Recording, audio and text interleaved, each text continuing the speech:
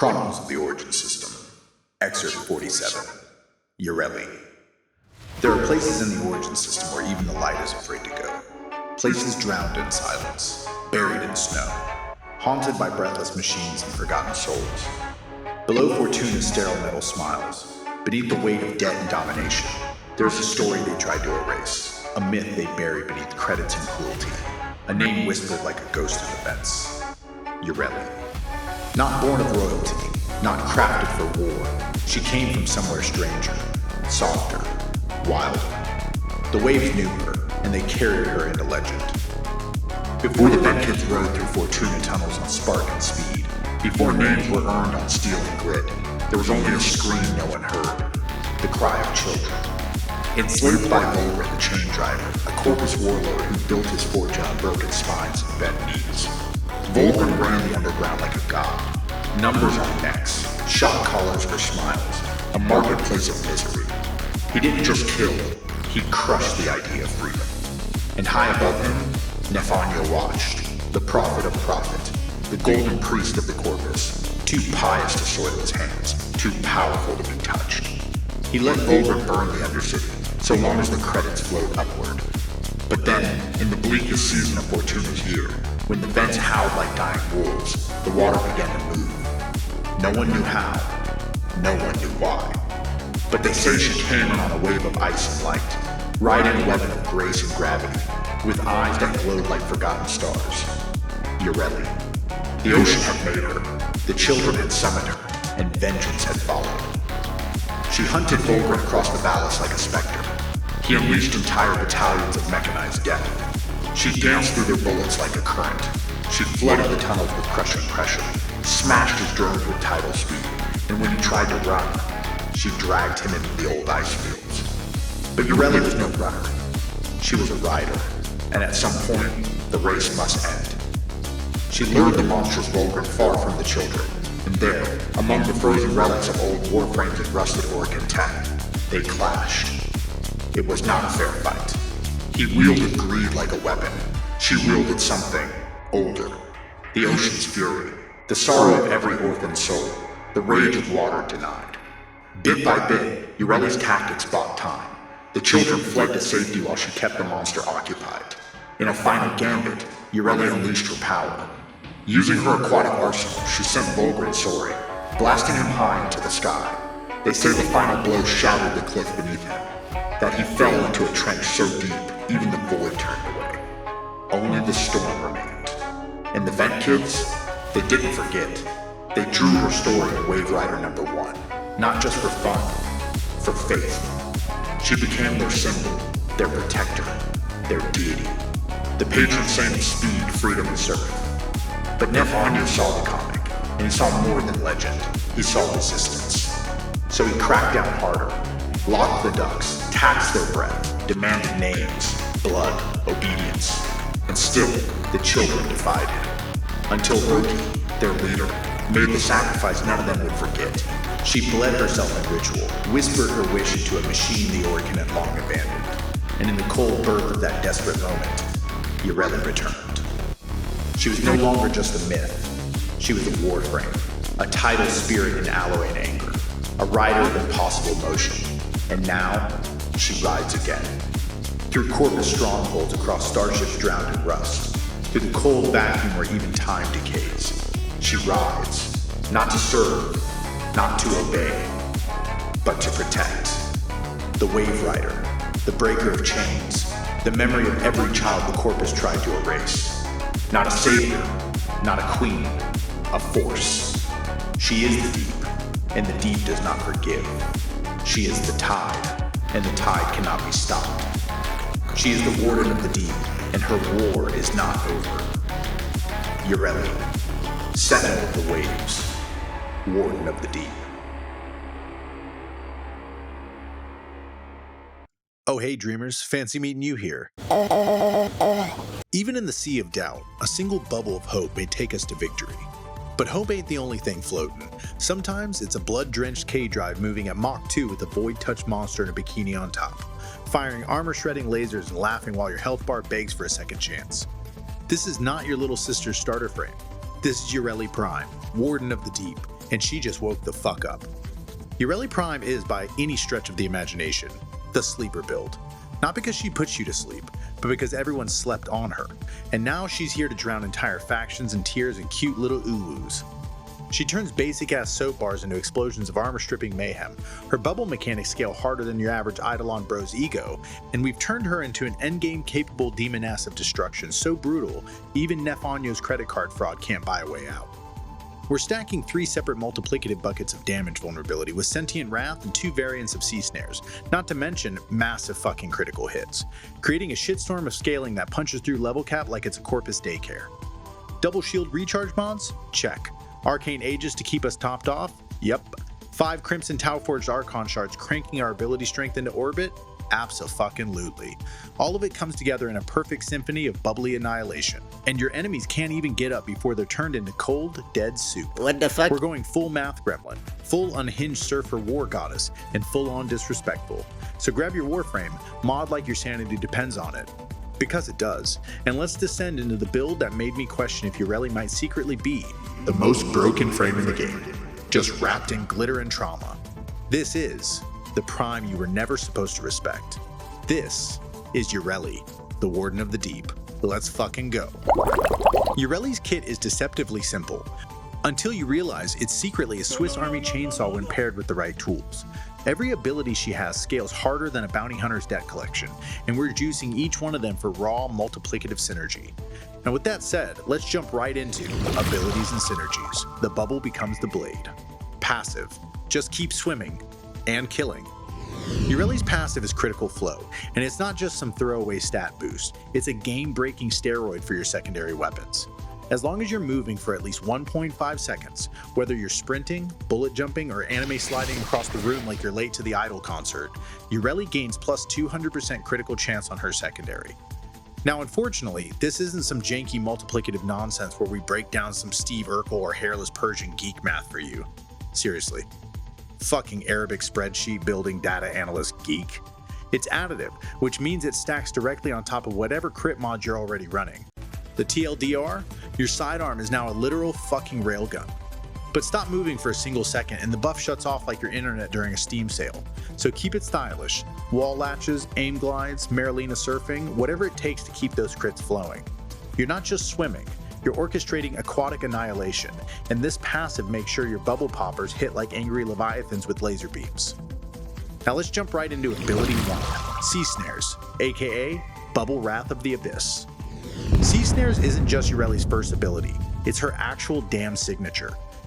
Every time she flicks her wrist, she hurls out 5 watery hell orbs that hone in on enemies like they owe her money, immobilize them in midair like floating ragdolls, and force feed them a damage vulnerability debuff that scales directly with power strength. So here's the sauce. The base damage vulnerability is plus 100%, and with our 403% power strength, we're cranking that up to 503%. That's 5.03x more incoming pain from every single other source you've got. Guns, abilities, bad vibes, all of it hits like a truck full of sharks now. Each Sea Snare seeks targets in a 30-meter radius, moddable by range, immobilizes them for 12 seconds, moddable with duration, and opens them up to all damage like it's tax season. Oh, and because we're psychos, here's the math. Our base damage formula is as such. DPS equals 250 times power strength plus 125 times power strength plus seconds passed, which starts ticking after 1 second, ending at 11 seconds, so our timer -1. With our 403% power strength, our first tick is 250 times 4.03 equaling 1007.5.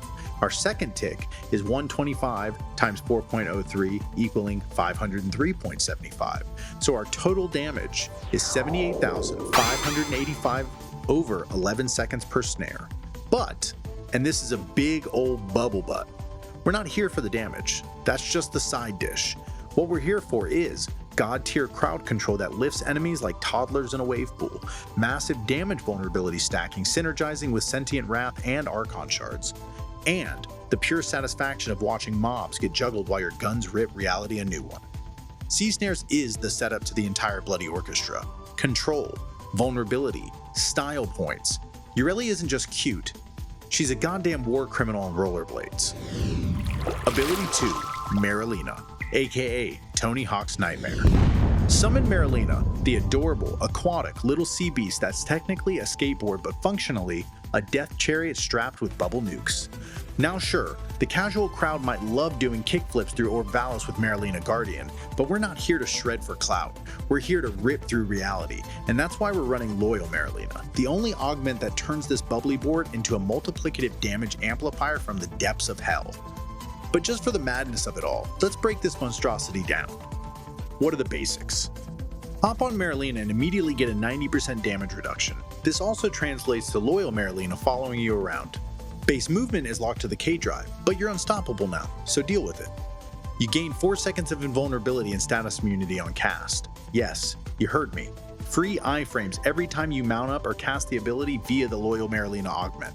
Now with Loyal Merulina in place though, you are still susceptible to knockdown and stagger, which is not the case when we are mounted on Merulina itself. So yeah, run Prime sure-footed, like a smart little nightmare frame. Here's the tasty numbers that nobody tells you about. C snares cast from Merulina benefit from your current power strength, and, wait for it, stack multiplicatively with every other C snare or source of vulnerability, like Sentient Wrath. 1 C snare, 5.03x vulnerability. Let your trusty Merulina also cast it, it stacks separately. Now you've got 5.03 times 5.03, equaling 25.3 times the damage multiplier. Oh, and if you throw in Sentient Wrath for that sweet plus 2.41x on top, you're looking at a 60.9x incoming damage multiplier, and that's fucking before viral. Yeah, let's do it for the community. Kawaii the fucking barbarian type shit. Honolulu style, baby. 60.9 times. At that point, you're not fighting enemies, you're turning them into red mist confetti for the Lotus's birthday party. So let's look at our synergy chaos. Every C snare from Yareli and Merulina is a separate instance. It keeps enemies crowd controlled, vulnerable, and begging for mercy. Combine this with shield gating, arcane aegis, and your damage reduction from Merulina, and you are officially a bubble tank from hell. So yeah, fuck the skateboard, unless you're just here to look cute. But if you want to weaponize the water, break the damn game, and turn Grenier into molecular foam, then Loyal Merulina is your surfboard to salvation. Ability 3, Aquablades, aka the Disappointment. Okay, let's give it a chance.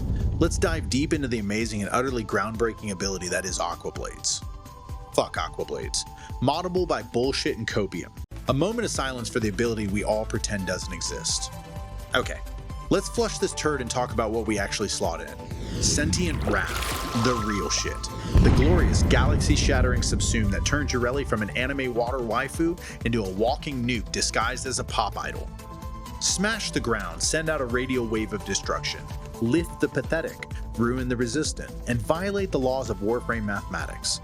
This ability isn't just some flashy CC move. This is a multiplicative bucket of damage vulnerability that laughs in the face of Overguard, spits in the eyes of Demolishers, and takes a wrecking ball to the scaling mechanics of Steel Path. So here's the science. We apply 100% damage vulnerability at base, which scales with power strength. Affected enemies are lifted, making them vulnerable and helpless. Little bitches. Even enemies immune to crowd control, like Demolishers, Thrax, Jugulus, Acolytes, you name it, still get tagged with the full vulnerability bonus. And yeah, this means you get to melt them too. So here's where it gets stupid filthy. This isn't an additive effect. It's not even parallel stacking. This is a multiplicative vulnerability bucket that stacks directly with C snares from base Yareli, C snares from Merulina via the Loyal Merulina augment, and your passive's bonus crit will also make sure that you're getting an extra multiplier. C snares from Merulina via the Loyal Merulina augment, and any outside crit or status multiplier from the squad or your companion like 10x viral procs or armor strip. This turns your build into a basic bitch layer cake of pain, where each ability becomes a separate multiplier. This is the Warframe equivalent of stacking gunpowder, napalm, and a black hole, and then lighting a match with your pinky toe. So, you guys guessed it, it's fucking math time. With 403% power strength, Sentient Wrath scales like this. Our base damage vulnerability is 35% plus 403% ability strength. Our total is 141.05% multiplicative damage intake from all sources, which breaks down to a whopping 2.41x towards all sources. Now multiply that with Sea Snare 5.03 and Loyal Merulina another 5.03, and let's go ahead and add in our viral multiplier as well for shits and puking giggles, and you're hitting 5.03 times 5.03 times 2.41 times 4.25 equaling 259.14 incoming damage multiplier. Let me say that again, 259.14 times the damage multiplier. I'm not sure if you heard that correctly. I'm gonna say it one more time for the meta bitches in the back who talk shit about Sentient Wrath. 259.14x absolute fucking mind-melting, fuck your sauce, evaporate the fucking butcher, who the fuck is the indifference damage multiplier? Every bullet, slash proc, and angry stare from your pet becomes a veritable solar flare. And oh yeah, the best boy fucking loves Sentient Wrath. Now let's look at how our Mods affect this bad boy. Duration keeps the vulnerability window wide open, but we don't really give a fuck about duration because the base is great. Range spreads your wrath across the entire room like a biblical flood, and strength cranks the multiplier so high it breaks your calculator. And then we have to keep in mind the synergy snapshot, because once again, and for the final time, Sea Snares plus Loyal Merulina plus Sentient Wrath equals a triple vulnerability combo fuckfest. So yeah, fuck Aquablades. Sentient Wrath is your real ability 3. This isn't a substitution, it's an ascension, a divine reckoning against all who doubt the power of bubbly doom. Ability 4, Riptide. Drag enemies into a crushing maelstrom and then blow them away in a watery burst. Sounds cute, right? Nah, this shit is metal. You're summoning a black hole made of seawater and vengeance, grabbing enemies in a 15-meter radius, moddable, and slamming them together like soggy dolls, and then detonating their friendship into a high-pressure geyser of pure damage. Riptide is Yareli's final flourish, her big stage finisher, the aquatic suplex that follows all of your other layered buffs and debuffs. So how does it actually work? Enemies within a 15-meter base radius are pulled in and held inside a watery vortex. It deals 500 damage every 0.5 seconds for 10 seconds, which is base. That's 20 ticks. At the end of the duration, or if you recast early, the maelstrom explodes, dealing 2,500 base burst damage. This is increased by the number of enemies caught inside. The more bastards you trap, the bigger the boom. But is it good raw? Nah. Raw Riptide is mid-tier. The tick damage, not that insane. The burst, decent scaling, but not enough to solo wipe level 200 plus content unless you prep the hell out of it. So why run it? Because in our mutant bubble build, Riptide is the cleanup crew. The final wet kiss after you've already stacked Sea Snares, Merulina Sea Snares, Sentient Wrath's damage vulnerability, whatever secondary crit chance from your passive, and the grouped enemies all hugging each other like it's a moist intervention. So let's break down the math. We've got 403% power strength, because of course we do. So our tick damage equals 500 times 403% times 2 times 10 seconds times 100%, equaling 2015 times 20, which also equals 40,300 total tick damage. Mathematica, baby. Our burst damage equals 2,500 times 403% times 1 plus 0.5 times the number of enemies, equaling 10,075 times 1 plus 0.5 times n. Catch 10 enemies and you're hitting for 10,075 times 1 plus 5 equaling 60,450 burst damage. And keep in mind, every one of those enemies can be hit with a potential 259.14x incoming vulnerability, thanks to Sea Snares, Loyal Merulina, Sentient Wrath, and our 10x viral procs from our trusty best boy.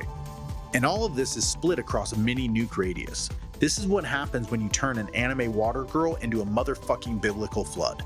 This is moddable by duration, how long the blender spins, range, how far it slurps enemies into the water grave, and strength, how hard it slaps when it finally explodes. Pro tip, you can cast Riptide early to instantly trigger the burst, and sometimes that's way better than waiting. If you got a fresh group and they're already tagged with vulnerabilities, hit that big blue boom and let the bubbles fly. Riptide isn't just a panic button, it's a precision shotgun made of water and hate. Use it to finish, use it to style, or just use it because you like watching enemy corpses flop out of a geyser like sad water balloons. So with that said, let's crack into the ability rotations, arsenal, and shard setup that turns this wet dream into a full-blown flooding massacre. Hope you're ready. So how do we survive with Yareli? Yareli isn't a tank. She's not Revenant, she's not Wukong, but that doesn't mean she's squishy. You just need to understand the tech. There are plenty of ways to survive on Yareli in Endurance. Shield gating, shield regeneration, invulnerability gating, and even damage reduction. Lol. But for this build, we're playing smart, slick, and exploitative. The strategy is as such. Every time you summon Merulina, you gain 4 seconds of full invulnerability plus status immunity, except for knockdown and stagger. That gives you time to fully regenerate shields and reset your gate window. Add fast deflection, vigilante vigor, and arcane aegis for that Captain Insano shield regen. Now Toxin is the only threat. Toxin bypasses shield, so when Merulina isn't active, that stuff will delete you. Fast. The good news? Recasting Loyal Merulina will give you an invuln state and status immunity, so Toxin becomes a non-issue. Keep Merulina up, and you don't have to worry about 95% of the game's bullshit status effects. So what's the bottom line? Yareli Prime is built for survival, not by face tanking, but by outmaneuvering, outplaying, and outgunning everything. Play smart, stay wet, and delete everything. So with that, let's look at our playstyle and rotation. Keep moving, stay wet, kill fast. Yareli isn't a wallflower. She's not meant to stand still. She's a goddamn torpedo in Warframe form, and if you're not surfing the blood tide, you're doing it wrong. So how do you play her right? Ability rotation. Preamble. Merulina first, always. Summon Merulina like it's your religion. Why? Because it grants damage reduction, it gives status immunity with the cast window, and with Loyal Merulina, it's how you fire off free sea snares for even more multiplicative vulnerability. Step 1. Elite enemy erasure. Fighting big boys, heavy gunners, Eximus, acolytes, demolishers, here's your go-to combo. Cast sea snares to apply that juicy 503% damage vulnerability. Cast Sentient Math for multiplicative vulnerability and lift. Let Merulina auto-cast her own snares for another multiplicative stack. Start shooting. Throw out your crit-fueled secondary and delete souls. At this point, you're basically a multi-stacking deity of epic proportions. If your target is still breathing, that's your fault, not Yareli's. Step 2.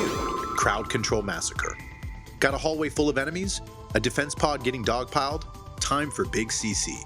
Cast sea snares to snag multiple enemies in a 30-meter radius and immediately follow up with Riptide. Watch enemies get yoinked, juggled, lifted, and dissolved in an aquatic blender of doom. This is the room is too full button. Enemies get locked down, damage vulnerability kicks in, and anything you follow up with becomes a tactical disparity. Step 3. Invulnerability Reset. Merulina's about to pop? Shield and health bar looking like it's on a diet? Recast Merulina. Gain 4 seconds of invulnerability. Shields recharge, status clears, and you go back to being the ocean's problem child. This is your free rolling guard. Don't waste it. Step 4. All together now. Once you're in motion, the passive activates. You'll get 200% crit chance on your secondary. Sea Snared? Check. Sentient Wrath? Fuck yes. Riptide? Grouped, CC'd, and prepped. You? Watery Goddess of Doom. All that's left? Fire, reload, repeat. Aquablades? Still trash. Don't even look at it. Yareli Prime isn't about pressing forward a nuke. She's about setting the stage, buffing your own violence, and multiplying the pain until math becomes murder. She's the embodiment of elegance, pressure, and cruelty, and when played right, she's a damn tidal wave with a trigger finger. Okay. Abilities? Check. Playstyle rotation? Got it. Survival tactics? Fuck yeah. So now let's jump right into Archon Shards, injecting raw cosmic power straight into her gills. You ever look at a frame and think, yeah, she's cute, but what if she was a fucking nuclear reactor? Enter the 5 Crimson Tau-forged Archon Shards. That's right, we're not playing nice, we're not playing balanced, we are injecting 75% bonus ability strength directly into Yareli's soul, before mods. This isn't just overkill, this is what the fuck wrapped in a bubble bath. Each shard gives plus 15% ability strength, and when you slam 5 of those bad boys into her fish bones, you unlock a dimension where Riptide and Sentient Wrath are legally considered WMDs, and Sea Snares becomes a mathematical hate crime.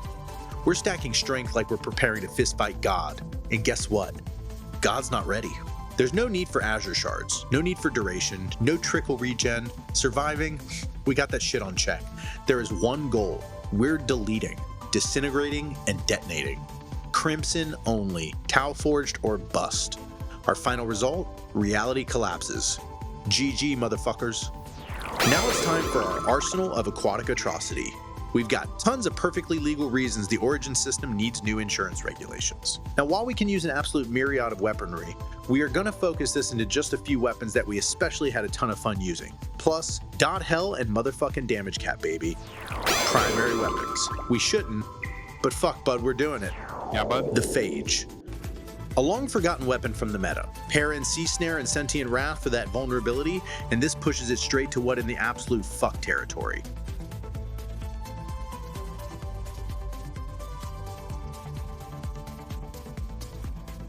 You ever want to slap God in the face with a Thunderbolt at Mach 3? The Daikyu Prime is your bow.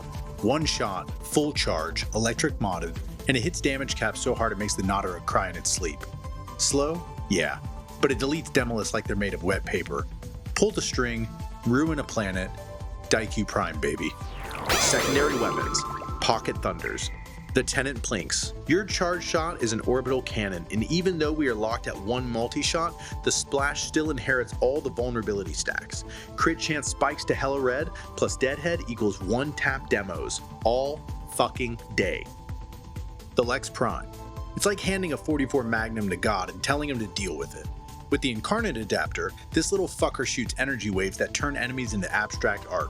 Heavy as hell, loud as sin, and it hits like a truck full of middle fingers. With the Lex Prime, all you need to do is shut the fuck up and reload. Melee weapons. Tidal Trauma Sticks. The Magistar Incarnon. What really more is there to say? Mod this bad boy for corrosive and throw in melee crescendo to instamax combo so every heavy attack is a planet-ending haymaker. Oh wait, you're not slamming with the Magistar? Oh wow, Demon, you really miss it, shut the hell up. This bad boy was meant to fucking swing. No crit shards? Who the fuck cares? We are still damage capping. Now that we've checked off all of the assets of destruction, let's jump into the last piece of the bubbly puzzle, the robotic love of our life. The best friend a void-touch psychotic serial killing orphan hell-bent on destroying an eldritch god needs. The best boy. Ever. TM. The Mecha Hound Primer Hell in a cute little robot killer package, because the best boy only eats Verglas.